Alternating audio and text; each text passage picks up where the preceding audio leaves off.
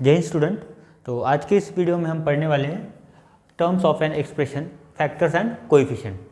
तो हमारा जो भी एक्सप्रेशन होता है उसमें दो टर्म होते हैं, एक होता है फैक्टर और दूसरा होता है कोएफिशिएंट। तो सबसे पहले हम पढ़ने वाले हैं फैक्टर्स। फैक्टर्स क्या होते हैं?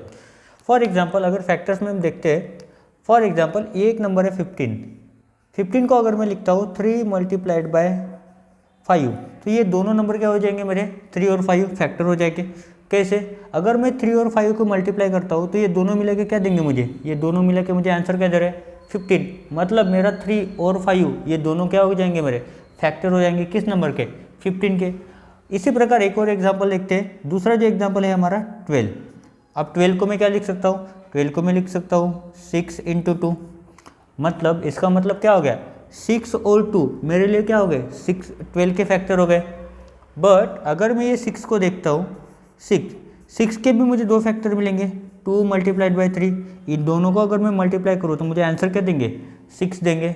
मतलब 2 और 3 ये क्या हो जाएंगे? मेरे फैक्टर हो जाएंगे। मतलब अगर मैं इसी को लिखता हूँ, इस 6 को मैं लिखता हूँ 2 मल्टीप्लाइड बाई 3 और ये बचा क्या? 2। इसी को अगर मैं सीक्वेंस में लिखता हूँ तो क्या होगा? 2 × 3। मतलब मैं 6 के और फैक्टर बना सकता हूँ। अगर मुझे 12 के फैक्टर लिखने हैं 6 मल्टीप्लाइड बाई 2, तो मैं 6 के भी फैक्टर बना सकता हूँ 2 मल्टीप्लाइड बाई 3। तो मेरा टोटल फैक्टर क्या आ जाएगा? 2 मल्टीप्लाइड बाई 2 मल्टीप्लाइड बाई 3। ये मेरे क्या आ गए? फैक्टर आ गए 12 के। सिमिलरली हमारा जो एक्सप्रेशन होता है, एक्सप्रेशन में फैक्टर सिर्फ कांस्टेंट के नहीं, ये 12, 15, 6 ये क्या है? ये सिर्फ एक कांस्टेंट है। बट हमारा जो एक्सप्रेशन जो बनता है तो उसमें क्या होता है? उसमें टर्म्स होते हैं।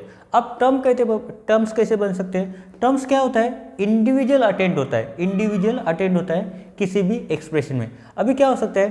टर्म्स क्या हो सकते हैं? टर्म्स एक तो वेरिएबल हो सकता है, या फिर कांस्टेंट हो सकता है, या फिर तीसरा क्या हो सकता है? Combination of constant and variable, दोनों का कॉम्बिनेशन मिला के भी टर्म बन सकता है। फॉर एग्जाम्पल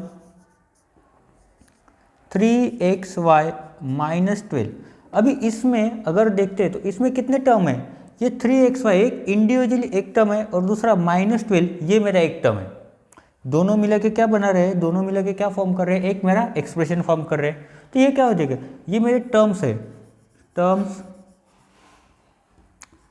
3xy -12 ये दोनों भी क्या है मेरे? ये दोनों भी टर्म्स है। अभी हम देखते हैं, अभी क्या देखा हमने? 12 का हमने फैक्टराइजेशन किया था।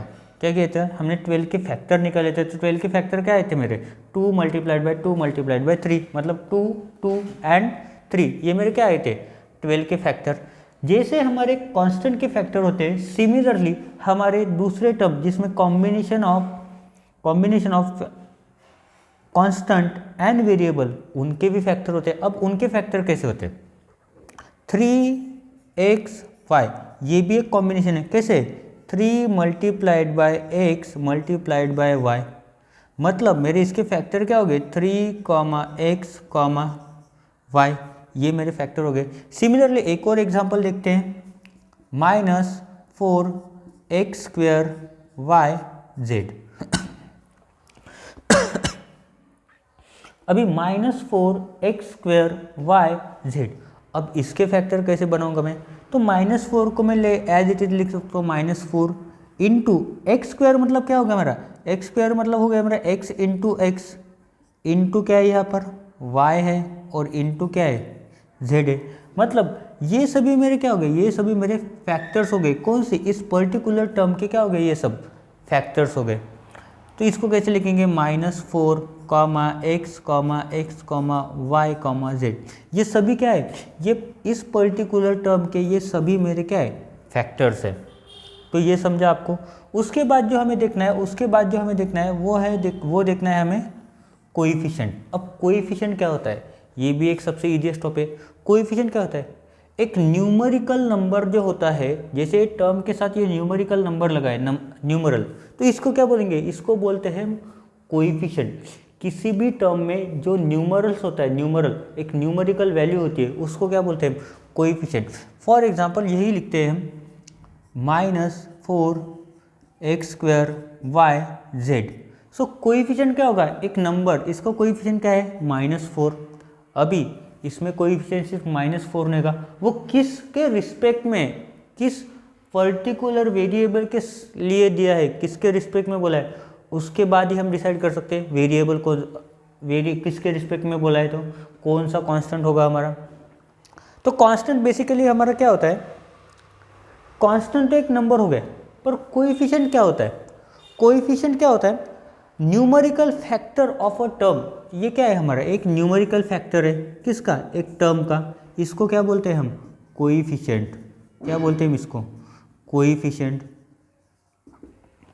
फॉर एग्जांपल अगर मैं एग्जांपल लेता हूँ, यहाँ पे बुक में एक एग्जांपल दिया गया है, तो मैं वो लेता हूँ 3ab नहीं 7x² y, example 7x² y।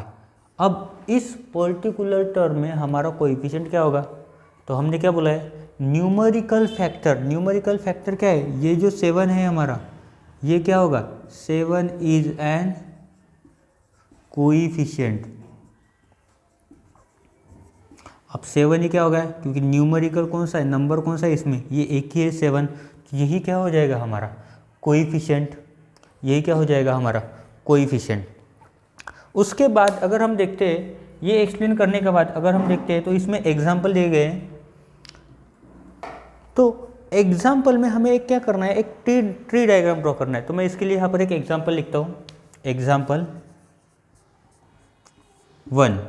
Example 1 में क्या बोला गया है, draw a tree diagram, draw a tree diagram, draw tree diagram to represent terms,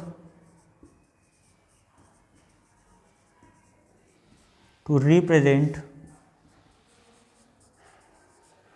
terms and factors of the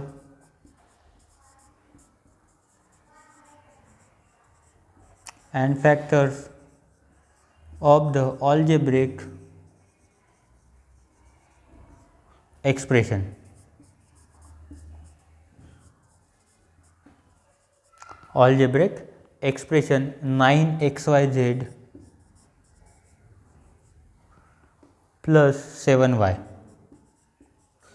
अब ये क्या दिया गया है हमें, ये उन्होंने दिया है मुझे एक एक्सप्रेशन, तो इस एक्सप्रेशन को क्या करना है, मुझे एक ट्री डायग्राम ड्रॉ करना है, जिसमें मैं क्या रिप्रेजेंट करूँगा, उसके टर्म्स एंड फैक्टर्स। तो कैसे लिखेंगे, सबसे पहले मेरा जो एक्सप्रेशन है वो लिखूँगा मैं, एक्सप्रेशन क्या है मेरा, 9xyz प्लस 7y। उसके बाद उन्होंने क्या बोला है, टर्म्स, तो इसके नीचे लिखता हूँ मैं टर्म्स। अब टर्म्स क्या हो गए मेरे को यहाँ पे दिख रही है दो टर्म, 9xyz और 7y, तो एज इट इज मैं लिखूँगा, ये टर्म्स के लाइन में क्या है मेरा 9xyz और दूसरा क्या है 7y। उसके बाद उन्होंने क्या बोला है, फैक्टर्स। अब फैक्टर्स क्या है, ये 9 को मैं लिख सकता हूँ 3 मल्टीप्लाइड बाय 3, ये क्या हो चुके हैं मेरे फैक्टर। उसके बाद क्या बचा है, x y z, 3 × 3 9 x y z, ये क्या हो गए मेरे फैक्टर्स हो गए इस टर्म के। दूसरा क्या है मेरा 7 और y। अब 7 तो मुझे पता है प्राइम नंबर है, तो इसका तो फैक्टर कोई नहीं है, या फिर आएगा तो 1 मल्टीप्लाइड बाय 7, 1 और 7, और दूसरा क्या है y। तो ये क्या हो गया मेरा, ये हो गया मेरा ट्री डायग्राम। ये क्या हो गया मेरा, इसको बोलते हैं हम tree diagram of terms and factors of a given algebraic expression. तो ये जो था हमारा, इस वीडियो में हमने क्या पढ़ा है, एक्सप्रेशन को हम कैसे डिवाइड करते हैं टर्म्स और फैक्टर्स के बेस पे, कैसे डिवाइड करते हैं टर्म्स और फैक्टर के बेसिस पे। तो इस वीडियो में मैं एक ही एग्जांपल पढ़ने वाला हूँ। नेक्स्ट वीडियो में हम पढ़ेंगे ट्री डायग्राम का और एक एग्जांपल, और उसके बाद एक एग्जांपल इन्होंने फिर से दिया है जिसमें हम टर्म्स, फैक्टर्स एंड कोएफिशिएंट की बात करेंगे। सो थैंक यू एंड जय हिंद।